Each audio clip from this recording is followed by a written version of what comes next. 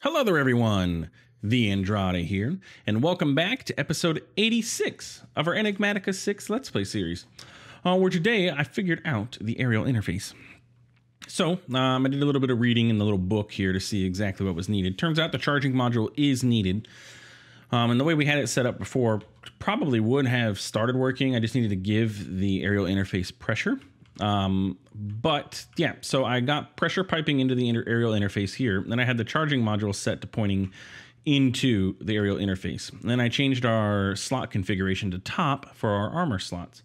And now our armor is charging up. You can see our boots finally hit 10 pressure and everything is slowly increasing. So we have converted forge energy into pressure for our system.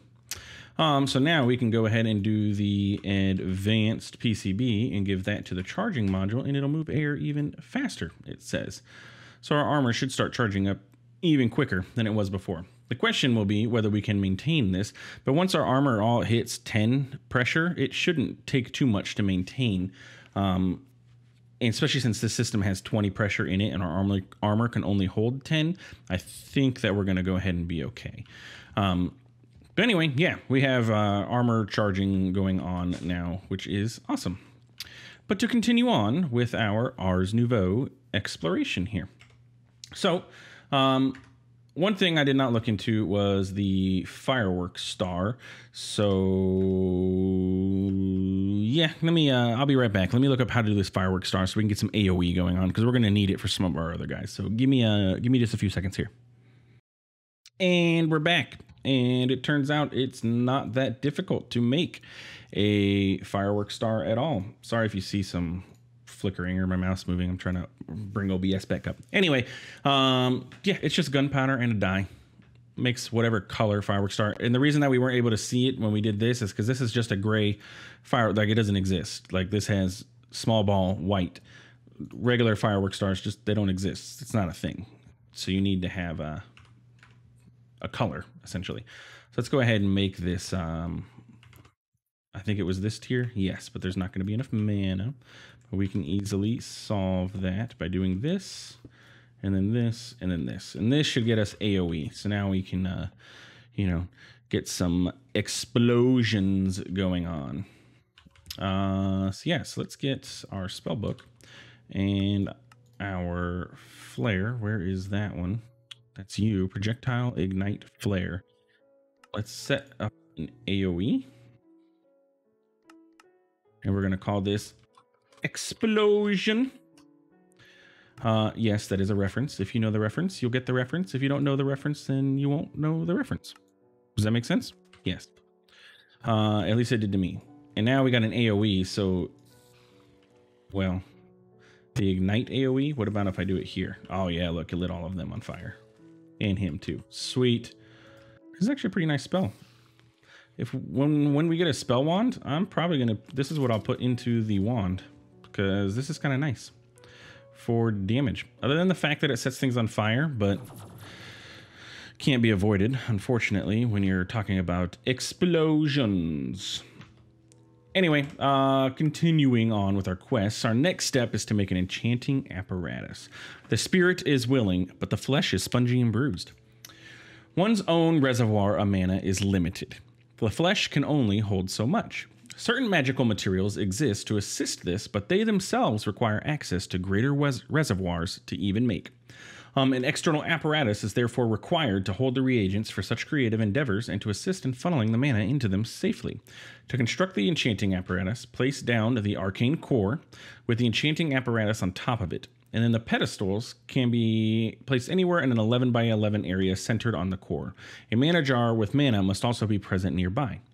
To work with it, place the reagents in the pedestals and the focus in the apparatus itself, and then sneak right-click with an empty hand. It may also use to amplify enchantments to tools and armor, simplifying the process of getting a specific enchant to round out a piece of gear. The recipes are detailed in your worn notebook. So we need an arcane core, an enchanting apparatus, and we're going to need 8 pedestals. Should be pretty easy to get. So first off, let's get the core and the apparatus. And my only concern here would be whether we have enough of this arcane stone for 8 of these pedestals, which turns out we do not, but we can easily get if we do not use reinforced stone. Let's get stone and put that there. And then a mana gem. We'll just use all of it. And we'll cook up some more stone. I need regular stone, please, to craft. Sure. That way we have it on hand. We got plenty of cobblestone, so it's not that big a deal. And honestly, we could set up our material stoneworks factory to do that for us so that we have stone automatically being generated, but it is what it is. So we need 5 more of these. And let's set this up. So I'm going to go ahead and move our glyph press. And our glyph press is going to go...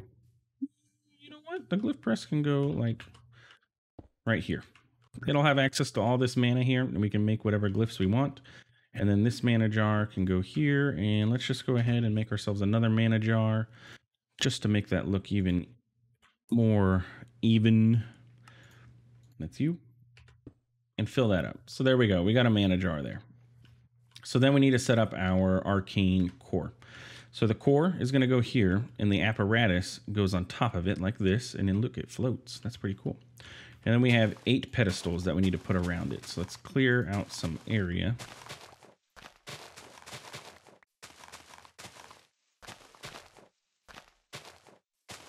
And place our 8 pedestals. Okay, so let's do like here, here. How did I do this? 1, 2, 3. Here. 2, 3. I didn't even count if this was the right number, but it looks good to me. And bam. Does that look good? I think I did pretty good off the top of my head. I can math sometimes.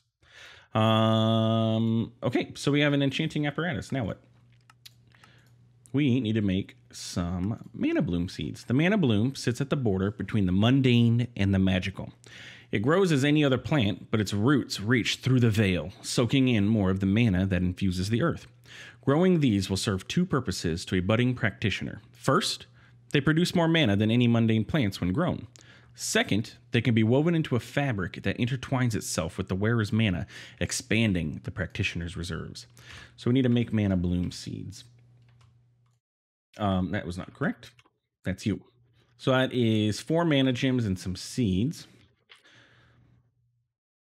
And we had mana gems on us already, but that's okay.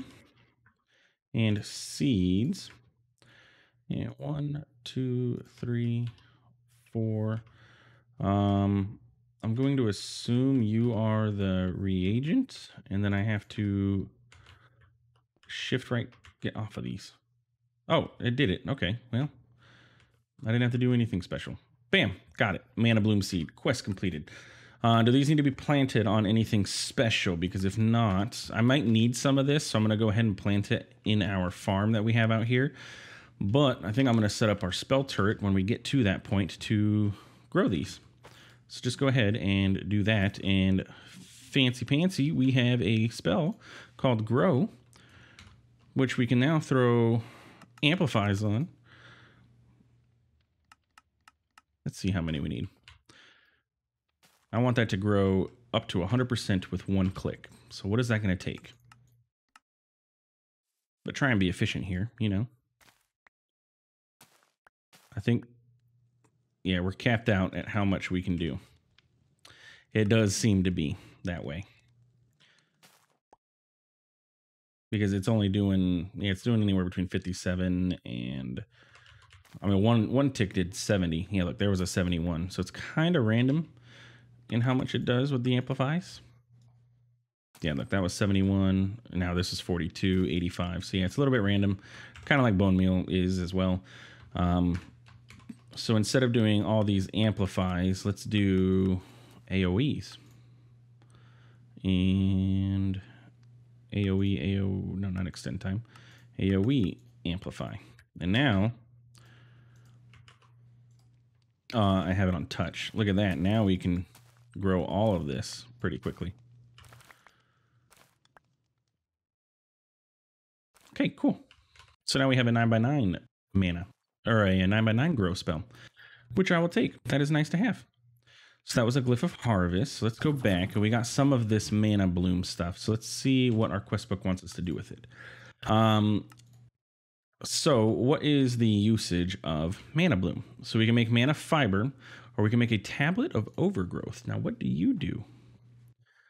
What do you do, Mr. Tablet of Overgrowth? That sounds interesting. That's in the trinkets section, is it not? You are in the section of equipment, probably. I'm going to imagine. And I imagined incorrectly. Rituals? Are you part of a ritual? You are. Rituals are more powerful versions of spells and come in semi-permanent or single-use forms. To get started with rituals, you will need a ritual brazier and a tablet of the ritual you would like to perform.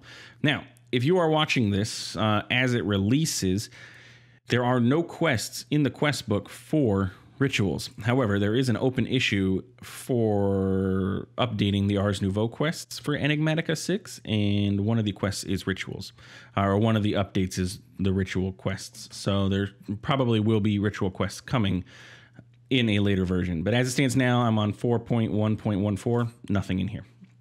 Tablet of Overgrowth. Occasionally bone meals blocks in the areas around it. This ritual requires mana to operate. If augmented with a bone block, this ritual will force baby animals to grow faster. Okay, that's kind of cool. So you stick a mana jar. You could do, I mean, you could even do like this setup somewhere underground with mana jars, and then above it you can have your crops and set up that Tablet of Overgrowth, and it'll grow in that area. It does not say what its area is, but maybe you can control it, possibly. Performing a ritual requires a ritual brazier and a tablet. Once you have attained a tablet and brazier, place your brazier in the world and use a tablet on it. It will ignite and is awaiting activation. You may throw any additional items as a way to augment your ritual. If you wish to augment it, toss your items on top of your brazier. Information about them. Tablet of Sunrise sets the time of the day. So that's just a quick set the time of the day. Question is, does it use the ritual or use the tablet? Like, does it burn the tablet up, or do you get it back? I'm going to assume you probably do not get it back.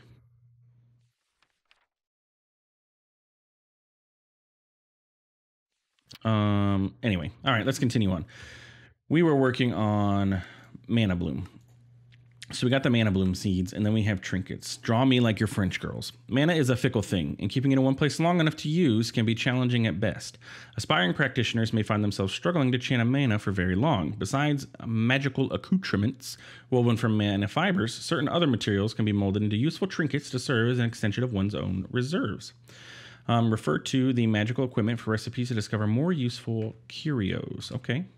Well, first off, the quest wants us to create these two. So an amulet of mana regen and a ring discount. Ring of lesser and greater discount, which I'm going to imagine means that your spells cost less to craft or to use.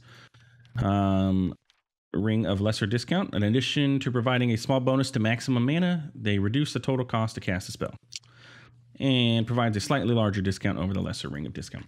Our problem is that we don't have any more ring slots. We have two. Oh no, we have another ring slot. Oh, look at that. There we go. We can get another ring. What other options do we have for cool magical accoutrements? A belt of levitation allows you to levitate a moderate distance above the ground. Mana boost increases mana by a moderate amount. Increases mana regeneration by a moderate amount. Grants random positive potion effects. Okay. There's our casting wand, where we can have just one spell put into here, which is kind of nice. An enchanter's bow. A bow that can be inscribed with a spell using the scribe's table. If the player has enough mana, arrows will become spell arrows and will apply the spell on their target. If no arrows are in the inventory, a spell arrow that deals 0 damage will be cast. If there is not enough mana, regular arrows will be fired. Enchanter's bows may use special augment arrows for empowering the inscribed spell. So you can have augment arrow amplify, Pierce and split. Okay. You can make your dull items, which is what we're going to need for some of this. A jar of light summons a light that follows the user as they move. A jar of voiding destroys items on pickup and generates some mana. Here's our magical armor. Now, the better armor you get, the more mana it can hold. But we have pretty decent armor. A potion flask stores 8 charges of any one potion. Oh, this is that reactive enchant. Tools and armor with the reactive enchant have a chance to automatically cast a spell on use or when the player is hurt. And it is dependent on the spell that is inscribed in the first crafting phase. Okay. And a warp scroll. So out of that, out of our magical stuff that we have to make, I think basically what we want to make is the stuff that the quest requires us to. And we may bump up to like a ring of greater discount instead of lesser. But outside of that, I don't really see the need for many of those other things because, well, we're already uber OP. So, can you give me all the items needed for this? A dull trinket is this. And then you are all of this. So I'm going to imagine this is the reagent. So we need these 4, these 2, and then 2 diamonds to make this. So let's 1, 2, 3, 4, 2 diamonds, 2 gold. And I didn't even check if we were close enough for our mana over there, but based on the fact that this, no recipe found. Oh, that was mana bloom. Based on the fact that it's not complaining about mana, probably means that we're okay.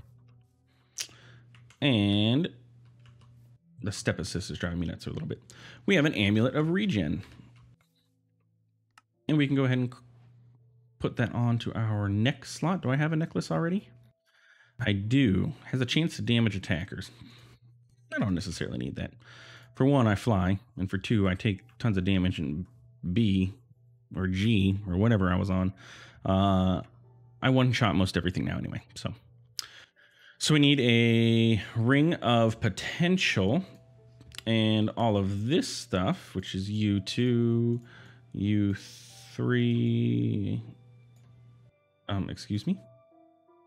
I know there's a hotkey to be able to, or a button to be able to grab all the items at once.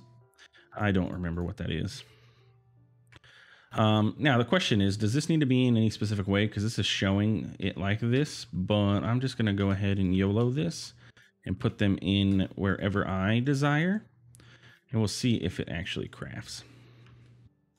And it does. So it is shapeless in its pedestal placement, apparently. And there we go. A ring of lesser discount as well. Now, to upgrade to the greater discount, that is actually fairly easy.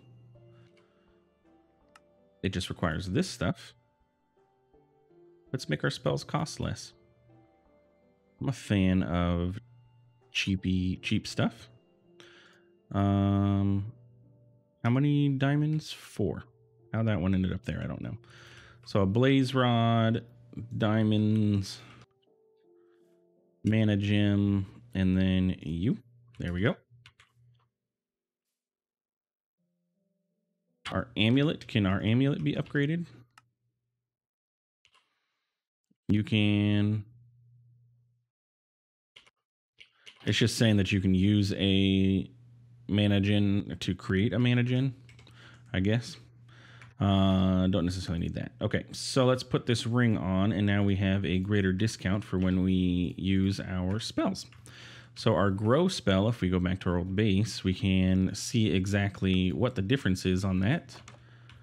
By coming over here and using grow. Oh yeah, we can use it a lot more now, especially even with the AoE.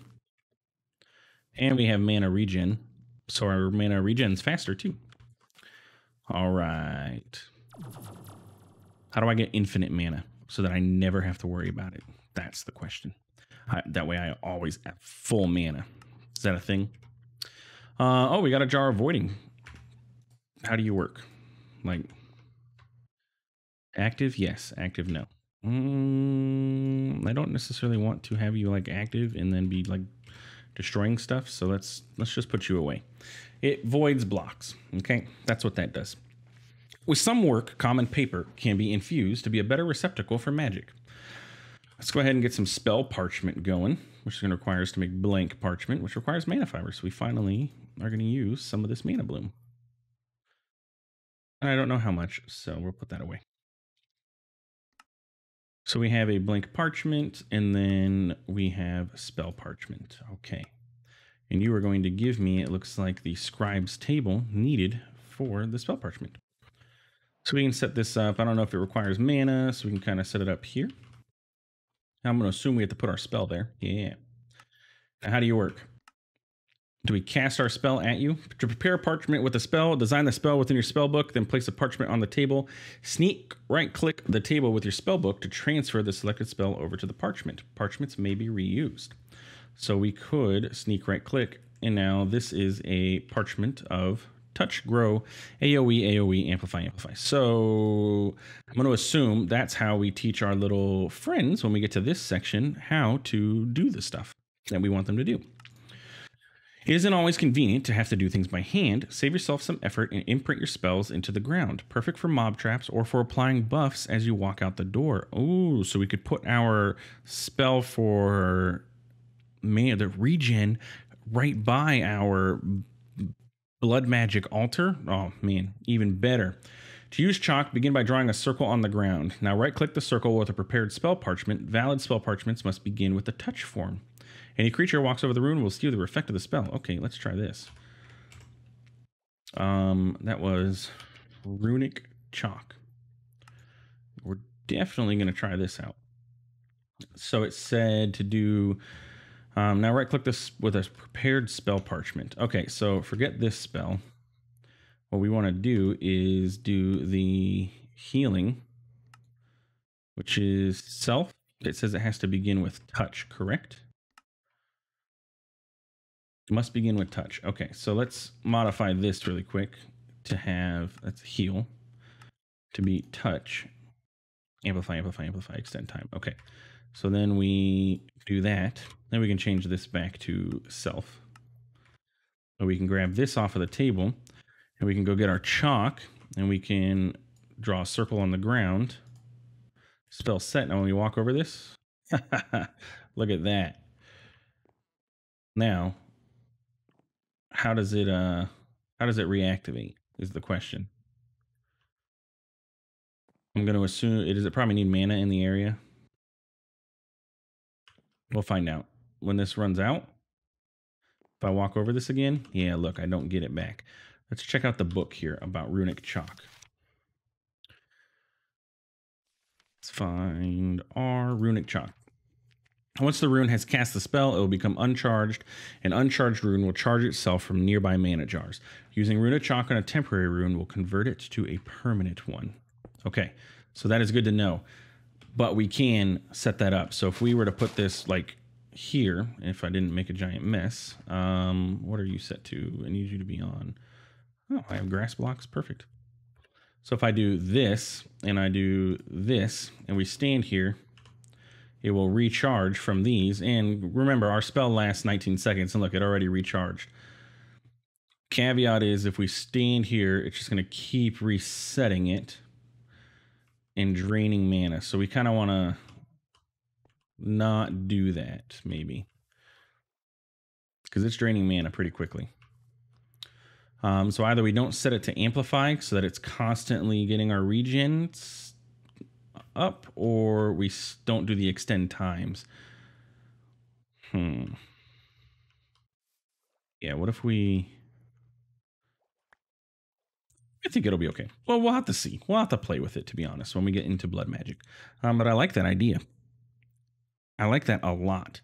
And we could remove those extend times since it's going to continuously keep doing that. We could have maybe one extend time and then have it amplify so that it doesn't last 20 seconds. It lasts like 5 seconds. Let's try that. Let's experiment real quick. So let's get our spell book and our heal. And let's say we only had one extend time. Oop, not correct. You and you. And then give me that back.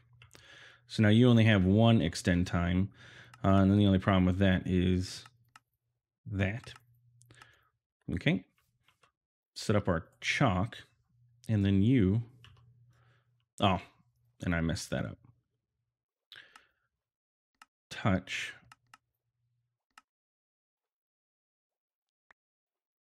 And then you back to self. Okay. But you go there.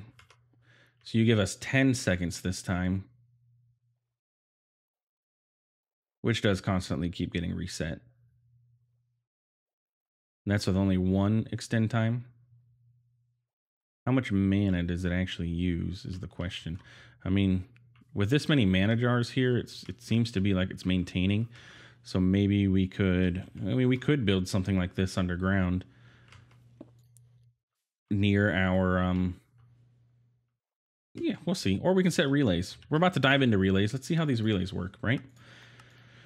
Let's get a casting wand first, and then we'll work on getting the relays. Okay, so we need a casting wand. Casting wand is all of this stuff. So we need arcwood planks, which I can make. And then we're going to need just a blank spell parchment. That's you. Let's put this spell parchment away because I don't want it to pull out. We need a bow. And we need a glyph of accelerate, which is a powered rail. I'm going to want to make 2 of those accelerate so that I have them available to me. Which is 1. Rail. And I'm also going to want another bow so that I can have, what was that glyph? Oh, wait, I know glyph of projectile. Okay, so I need to make a glyph of projectile, which is magic clay, and then this is marvelous clay. So let's go over here, clean this out real quick. Sorry, flower, but you are in the way. So we need our magic clay, and that's you, and then our marvelous clay with you, but 2 of them. And you, and you.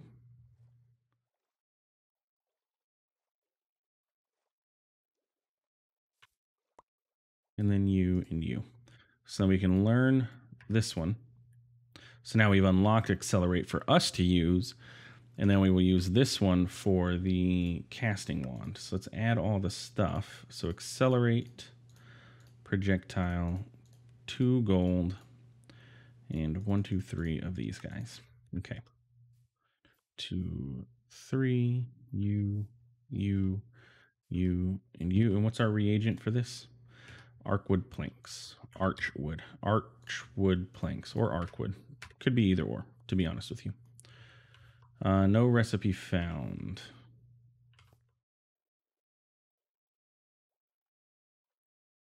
Oh, I forgot the spell parchment. So we just need to put this blank. No, we need to make spell parchment, which is usage. That's you. My bad.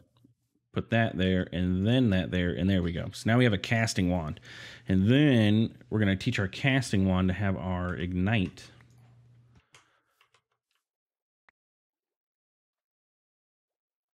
So I'm going to assume we use our spell parchment, which is you, which is you, which is you, which is you.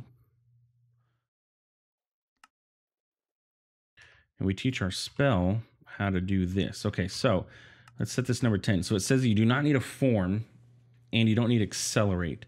So if we did ignite and then AoE and then amplify or flare, amplify. And then we boop that inscribed that, and then we do this and this.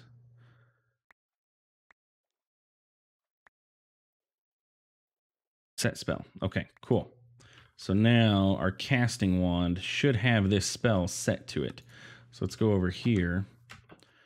And yeah, look at that. There we go. So now we have a wand that does this for us. And it's an AoE ignite. And then as soon as something ignites, it flares and kills them. So let's go to the end. and try that out over there. Mr. Enderman are about to get their derrieres flared. Get it?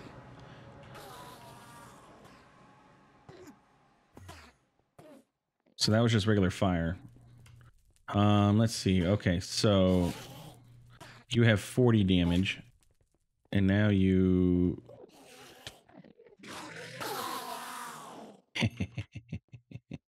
Oh, and don't forget, we could apply fortune to this too and get more damage on them even. Or get not more damage, but get more rewards out of it. That's pretty nifty. I'm going to put that in our backpack so we have that. And then we don't need that spell in our spell book anymore, really.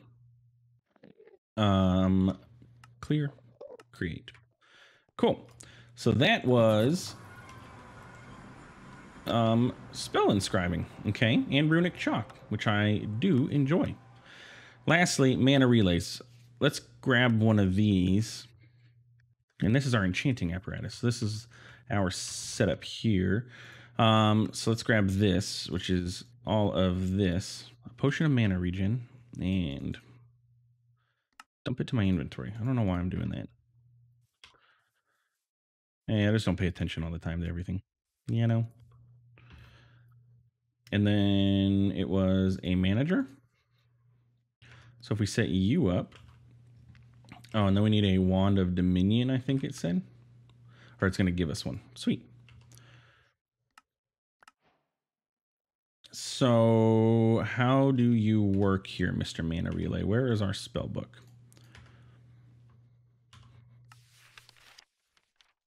Mana relay.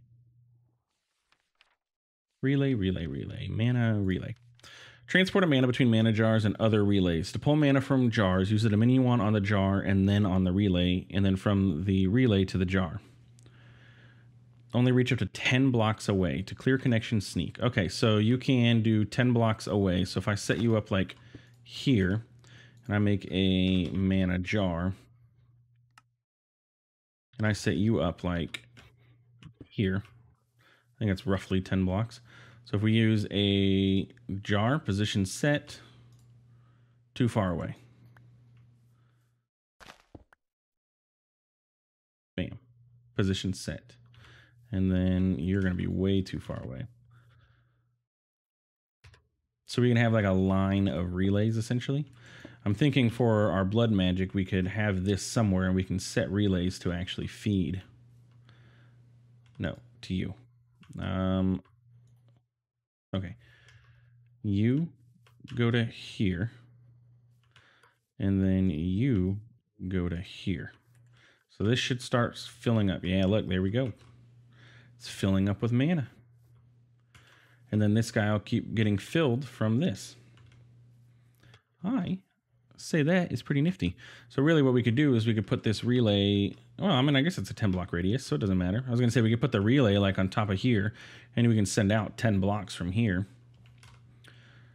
Yeah, and look, that mana jar is full. I like it. I like it a lot. So that is mana relays. And also, that is the end of this episode. If you enjoyed what you watched in this episode and hanging out with me, playing with Ars Nouveau, please feel free to like, comment, subscribe. I do appreciate it, and it really does help out the channel. And yeah, we'll see you in the next one. Take it easy.